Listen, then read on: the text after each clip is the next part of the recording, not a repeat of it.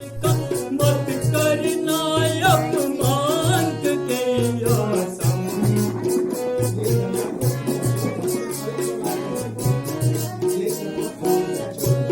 यही धर्मात्मा की पहचान कायम रखना जरा अकल को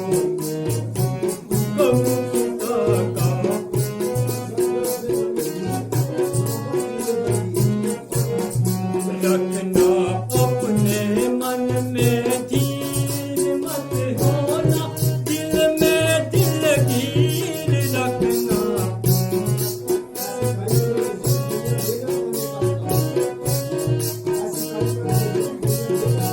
ऐसी कायम करना नजीर दुनिया लेना तो ने कल में तुमको उठागा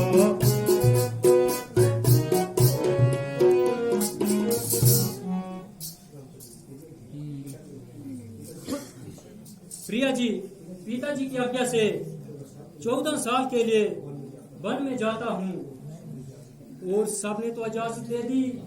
अब तुमसे रुखसत चाहता हूँ।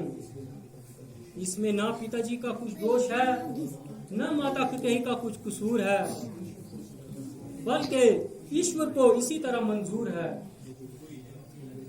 मुझे यकीन है कि तुम मेरी आदम मौजूदगी में न सिर्फ धीरे से काम लोगी बल्कि मेरे माता पिता को मुझसे बढ़कर आराम दोगी। भरत, शत्रुघ्न और लक्ष्मण को हरगिज न उदास होने देना और इनकी हर तरह दिलजोई करती रहना।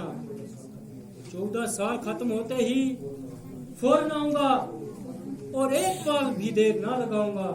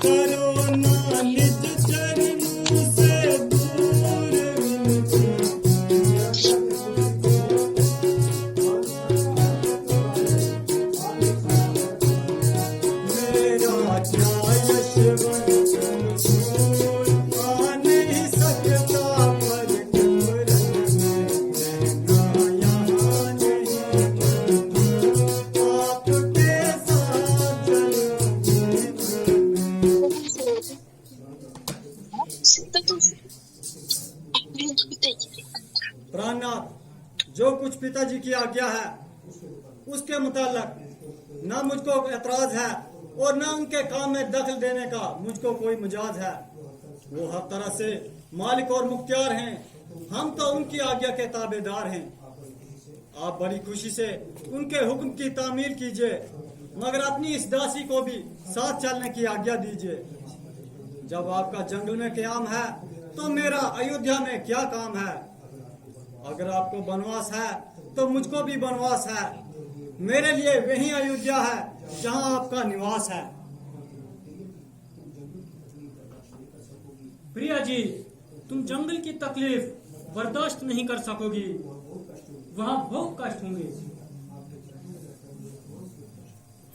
आपके चरणों में रहकर मेरे तमाम दुख नष्ट होंगे। वहां जंगली जानवर तुम्हें सताएंगे, हम उनसे अपना दिल बहलाएंगे। तुम मुसीबत के वक्त मेरी सहायता करो, जो कि आर्या शत्रु का कार्य है। मेरा साथ जाने का भी यही परिणाम है। तुम तो मुंह तक लड़ा रही हो और बात को कहीं से कहीं ले जा रही हो। मेरी आपके सामने मन तक लड़ाने की हरगिज ताकत नहीं, वो सच पूछो तो बात करने की भी लियाकत नहीं।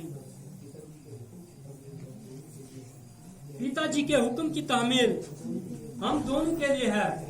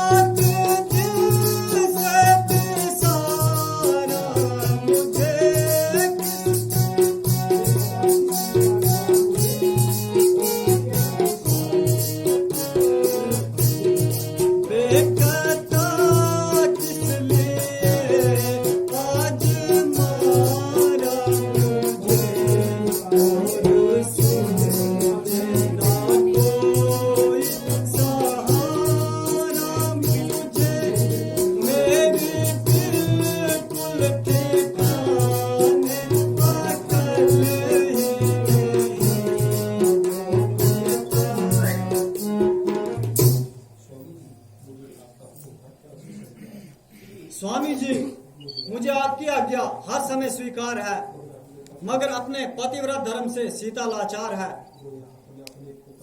गोया आप अपने आप को कलंक से बचाते हो, मगर वही कलंक मुझ पर लगाना चाहते हो। आखिर असलों की असल हूँ और क्षत्रिय वंश की नस्ल हूँ।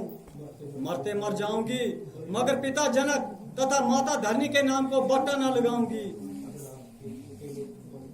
अगर आप अकेले वन को जाएंगे तो ये निश्चय रखिए कि सीता को कदापि जीवित न पाएंगे। तुम वन में किस लिए जाती हो? आप किस लिए जाते हैं?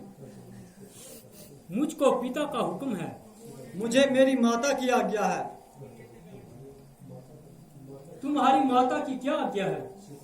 आपके पिताजी की क्या आज्ञा है? मेरे पिता का ये हुक्म है कि तुम वन में जाओ। मेरी माता की ये आज्ञा है कि जहां तुम्हारे स्वामी जाएं वहां तुम जाओ। तुम्हारा मुंतक तो वाक्य लाजवाब है, मगर तुम्हारा साथ जाना मेरे लिए बाइस अजाब है। प्राणनाथ, यदि आपको ये निश्चय है कि 14 वर्ष के पश्चात आप सीता को जीवित पाएंगे तो बड़ी खुशी से छोड़ जाइए।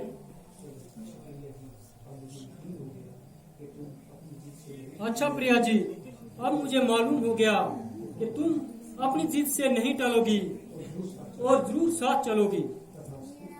तथास्तु, चलिए माताओं को नमस्कार कीजिए और उनसे आशीर्वाद लीजिए।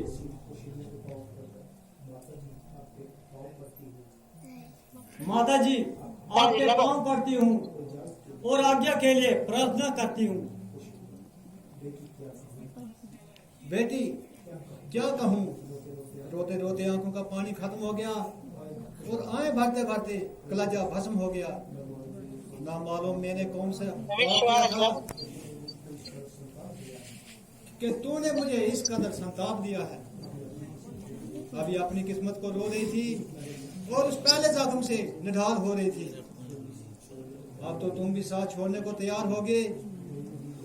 गोया दोनों ही मेरी सूरत से बेजार हो गए। काचे ही खम सुबूचाए जग जरे, रोना नहीं एक का आवा ही बिगड़ गया। अच्छा बेटी, किसी पर क्या गिला है, अपने कर्मों का तो फल मिला है। इस बुढ़ापे ने यूं ही बर्बाद होना था और हमने तमाम उम्र अपनी किस्मत को रोना था। क्या कहूँ बेटी, मुझे घर घाट से खो चले। एक को रोती थी पहले, अब तो लेकिन दो चले।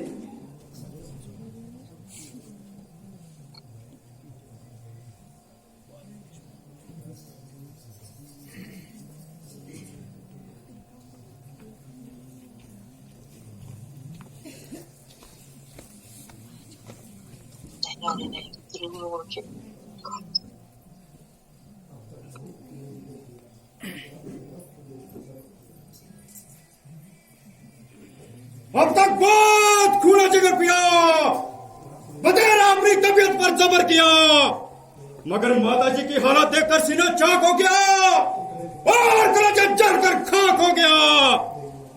मेरी मौजूदगी में माताजी को इस कदर आधार मेरी जिंदगी पर लाख लानत, फटकार धक्कार। माताजी, आंखें खोलो, तुम्हारा लक्ष्मण तुम्हारे चरणों में नसर है। अगर नहीं बोलती तो लीजिए, लक्ष्मण आपसे पहले ही जान देने के लिए तैयार है।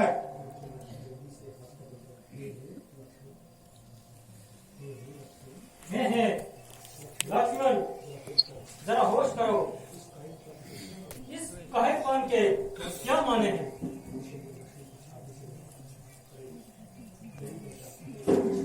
नहीं बेटा, मैं अच्छी हूँ, यूं ही चाकर सा आ गया।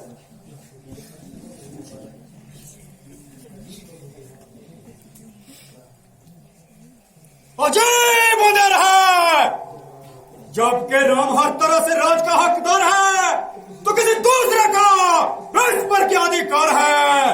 रोने और गिड़गिड़ाने से राज नहीं मिल सकता और किसके कहने और सुनने से राम घर से नहीं निकल सकता। हाँ, अगर किसी में हिम्मत है तो मुकाबले पर आए, हमारे 2 हाथ देखे और अपने दिखलाए, ताकि राज करने में भी कुछ मजा आए। मैं हर गजा सी बेईमानी व चालाकी नहीं चलने दूंगा, और जब तक तुम में दम है किसी की दाल नहीं करने दूंगा। प्यारे लक्ष्मण, मुझे सख्त अफसोस है कि तुम्हारी तबीयत पर क्यों इस कदर जोश है। जरा सोचो तो, किसके हाथ देखोगे और किसको दिखाओगे, किससे लड़ोगे और किसके बरखलाफ तलवार उठाओगे। बगैर सोचे समझे मुंह से बात निकालते हो और ख्वामख्वा अपने आप को काबू में डालते हो। मालूम नहीं तुम क्या ख्याल कर रहे हो और किसके लिए ऐसे अल्फाज अपने मुंह से निकाल रहे हो। जरा अपने आप को संभालो और इस फजूल जोश को अपने दिल से निकालो।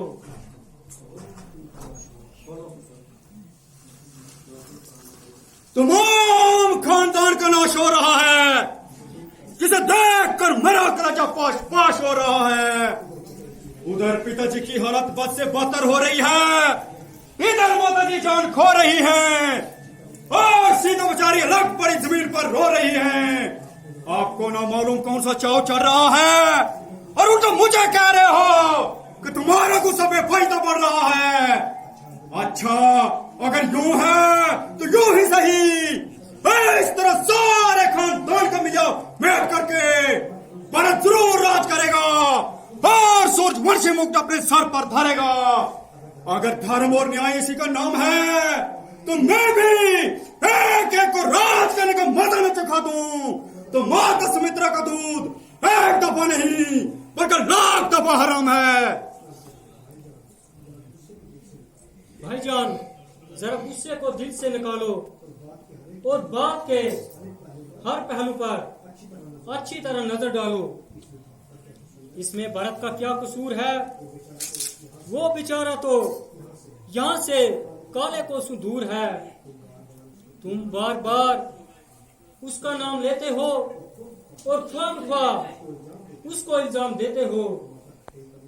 माता कैकेयी का तो यूं ही बहाना है, दरअसल तो ये हमारी आजमाइश का जमाना है। मगर अफसोस कि तुम इस थोड़ी सी आजमाइश से डगमगागे और ख्वामख्वा इतने घबरागे। ऐसे अल्फाज मुंह से निकालकर दुनिया को हंसाते हो और अपने आप को बाबू के फंदे में फंसाते हो। तुम्हारी तबीयत क्रोध की वजह से बिल्कुल बहाल नहीं और रघुकुल की आन का तुमको बिल्कुल ख्याल नहीं। बहुत अच्छा, अगर रघुकुल की यही रस्म है तो आप अयोध्या में रहना मेरे लिए भी कसम है।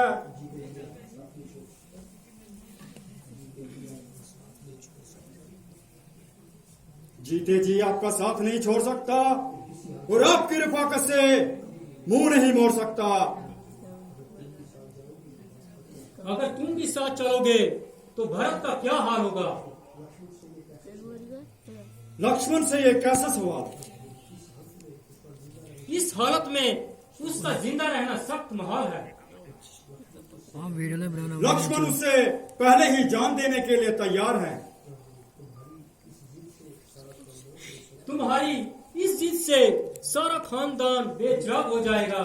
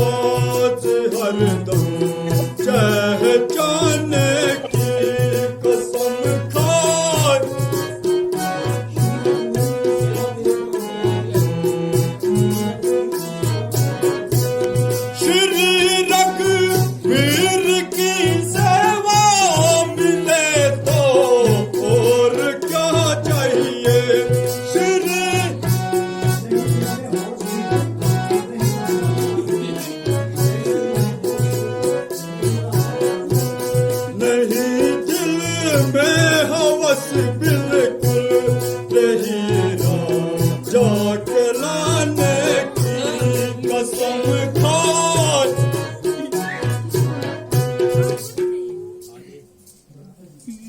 भ्राता जी, आपकी आज्ञा मंजूर है, मगर अयोध्या में रहने से लक्ष्मण मजबूर है।